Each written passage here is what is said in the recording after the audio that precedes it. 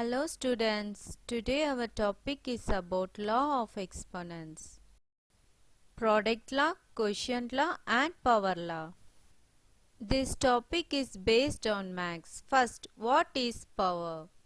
An expression that represents repeated multiplication of a same factor is called power or exponent. For example, consider the expression 5 power 2. Here 5 is the base and 2 is the exponent, or in other word it is called as power. So in a simple way it is pronounced that 5 raised to the power 2. Next we can see about laws of exponents. First is product law.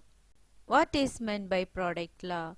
In product law, while multiplying two powers that have the same base, we should add the exponent, and that is a power n into a power n is equal to a power m plus n, where a is not equal to 0 and m and n are integers. Now we can see this with a simple example.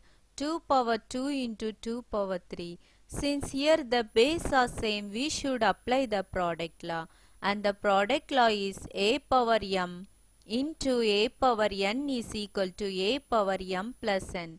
Applying this, 2 power 2 plus 3, since 2 and 3 are exponents and we have to add it. So by adding this we get 2 power 5. So multiplying 2 5 times we get the answer as 32. Next we can learn what is quotient law. Quotient law means when dividing the two powers that have the same base, we can subtract the exponent. That is, we have to subtract the denominator exponent from the numerator exponent, and the law is a power m divided by a power n is equal to a power m minus n, where m and n are integer. Example, 2 power 7 divided by 2 power 3. So in the above example, we see that while dividing the same base, we should subtract the denominator exponent from the numerator exponent. So thus by applying quotient law, a power m divided by a power n is equal to a power m minus n. So it can be written as 2 power 7 minus 3, that is 2 power 4. So by multiplying 2 4 times we get the answer as 16. Next we can learn what is power law. Power law means when raising a power to another power, we can just multiply the exponent, and the law is a power m whole power n is equal to a power m into n, where m and n are integers and a is not equal to 0.